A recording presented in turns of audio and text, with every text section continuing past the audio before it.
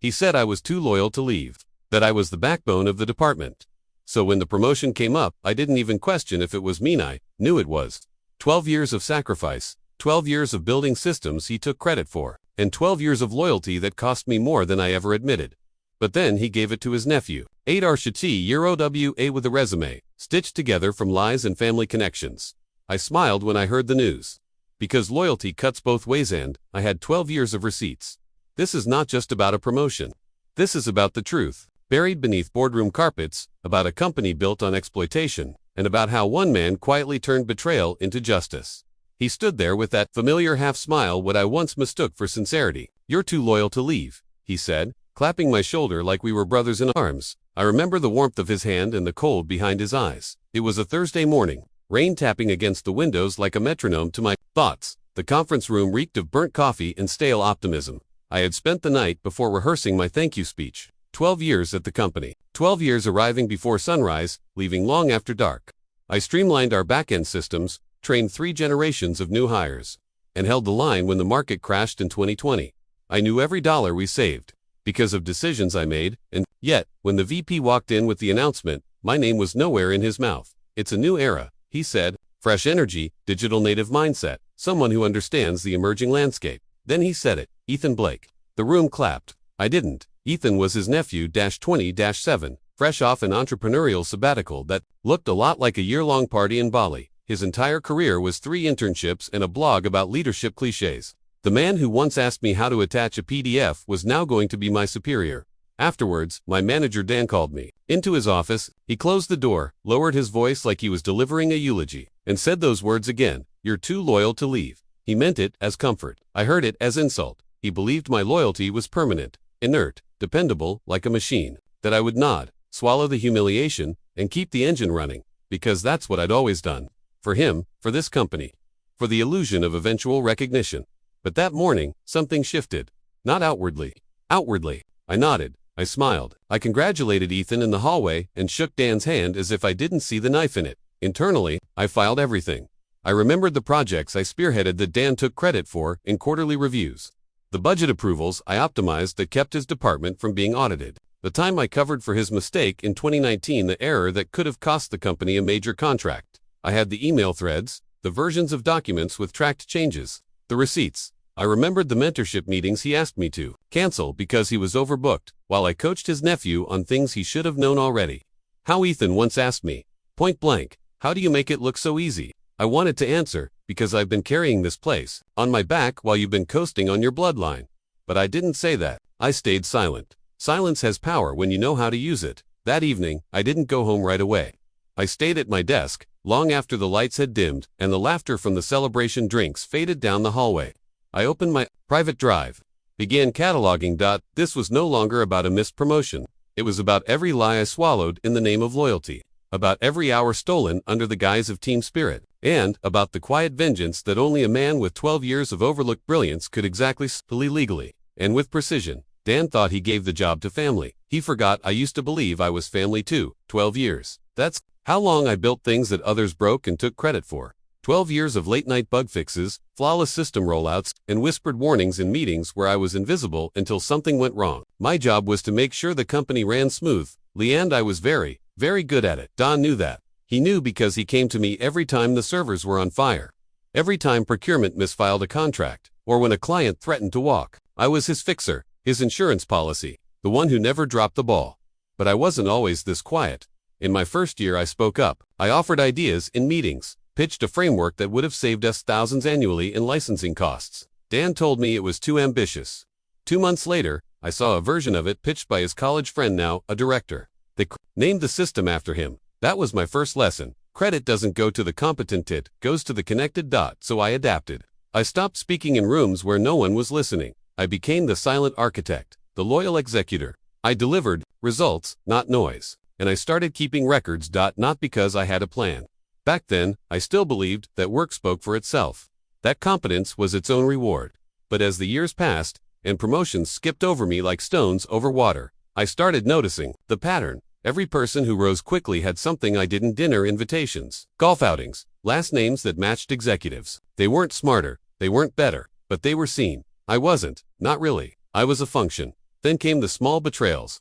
The software rollout I managed alone, only for Dan to present it at the board review as our joint initiative. The junior analyst I trained who leapfrogged over me after 6 months because she had a broader network. The budget cuts Dan justified using data. I curated cuts that impacted my own team's bonuses, so I stopped expecting fairness. I built a system of my own, one that tracked every overlooked idea, every project redirection, every time Dan altered a slide deck before a presentation.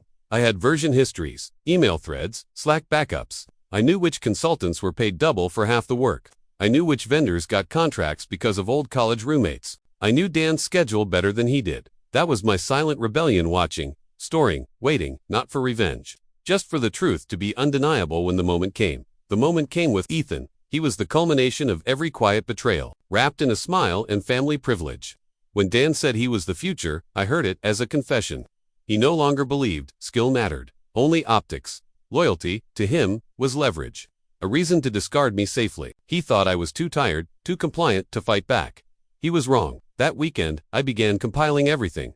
Not in anger, in absolute clarity. I outlined the promotion patterns, the procurement anomalies, the conflict of interest overlaps between vendors and board members. I built timelines, cross-referenced project ownership, highlighted where Dan signed off on falsified budgets. It was a digital dossier, clean, factual, impossible to dismiss. I reached out to someone I hadn't spoken to in years, Miles, a former compliance officer who left quietly after clashing with Dan on a financial discrepancy.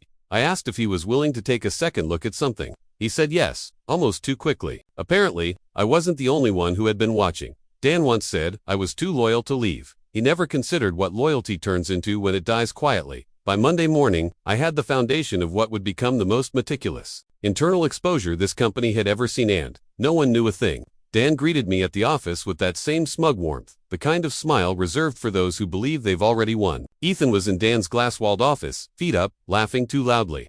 I watched from my desk and filed the moment under optics. I wasn't angry, that emotion had expired. What I felt now was colder, strategic. I wasn't looking for vengeance in the dramatic sense. I wasn't going to flip a table or storm into HR. This would be quieter, cleaner, the kind of reckoning that left reputations bleeding out in boardrooms while I stood untouched, hands behind my back, watching the collapse. Miles, the former compliance officer, had agreed to meet me for lunch, off-site. We hadn't seen each other in 4 years. He looked older, but sharper, like a man who'd survived something. He asked one question: how much do you have? I slid a drive across the table. Enough, I said, but I need it structured in a way they can't ignore. Miles had seen this kind of rot before. He helped me shape the narrative, turn scattered evidence into an airtight timeline. We built a dossier that revealed more than Dan's nepotism. There were double-booked consulting fees, suspicious vendor payments, a string of minor contract breaches conveniently overlooked by Dan's approvals, and then, layered beneath it all, the subtle sidelining of qualified internal candidates, of them from underrepresented backgrounds in favor of personal acquaintances. That it wasn't just unethical. It was a pattern. My next step was critical: documentation without detection. I began submitting select projects to our internal version control system under my full name, with detailed chat logs. I included email references and meeting notes. Everything that had once been buried in private folders now became part of the official record. Then I requested a feedback meeting with HR, not to complain, but to document. I told them I wanted clarity on the promotion criteria, that I was looking for growth opportunities. I asked polite, pointed questions.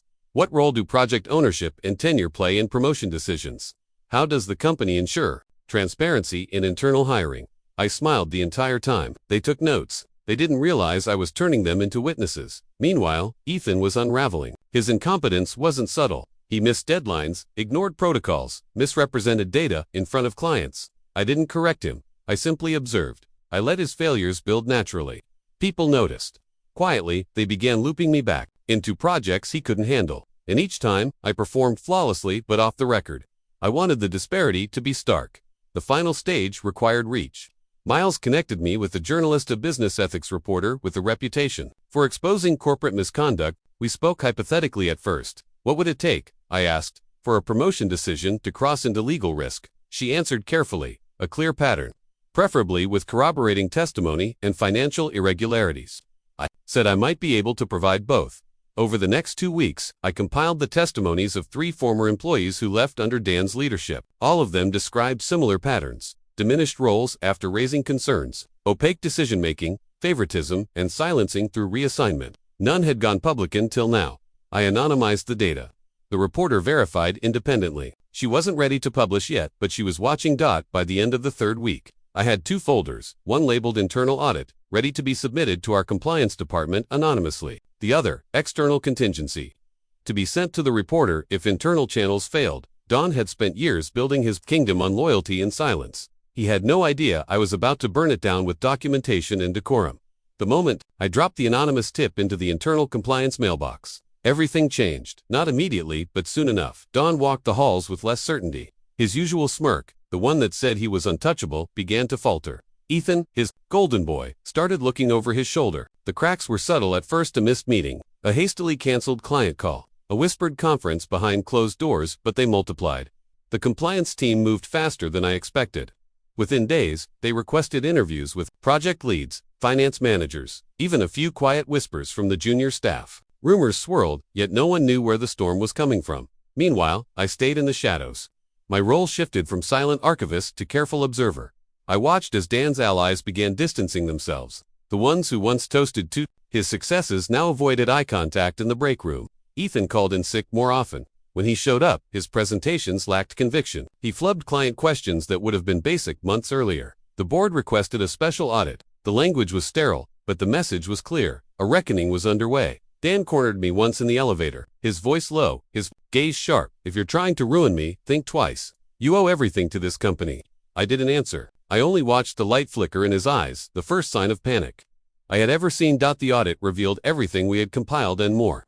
Double contracts, undisclosed vendor kickbacks, the deliberate sidelining of employees. Dan's empire was a house of cards. Ethan was quietly removed from his position, reassigned to an entry-level role with less responsibility. The board was tight-lipped about it, but the message was clear. Nepotism no longer guaranteed protection. More surprisingly, several executives implicated themselves by association. The investigation widened. Publicly, the company issued a statement affirming their commitment to ethical leadership and transparent promotion policies. Behind the scenes, Dan was negotiating his exit. Months later, when the dust settled, the board appointed an interim head of departments, someone with no ties, no favors owed, someone with a clean record and a clear vision. The office atmosphere shifted. The unspoken culture of fear and favoritism gave way to cautious optimism. I kept my position, but my role changed. I became a quiet advisor to the new leadership, an unseen guardian of accountability. The promotion I never received was meaningless now. What mattered was that justice, quiet, meticulous, and undeniable, had been served. Looking back, Dan's words haunt me still. "You're too loyal to leave." Loyalty is not blind obedience. Loyalty is knowing when to stand and when to rewrite the rules. The silence that followed the storm was heavier than any confrontation could have been. When the dust settled, the office was different, but more honest. Not because people suddenly started speaking more openly, but because they no longer feared the consequences of silence. The weight of loyalty had shifted, and so had mine. I often wonder about loyalty, the word itself, so often misused. It's not blind allegiance to a person or a place. It's a commitment to something deeper: integrity, responsibility, truth. For years, I confused it with obedience, with enduring at all costs. That confusion cost me more than a promotion. It cost me trust in myself. Dan's betrayal was a lesson written in cold, calculated gestures. He used loyalty as a leash, a way to keep me tethered and silent. But loyalty, real loyalty, is a two-way street.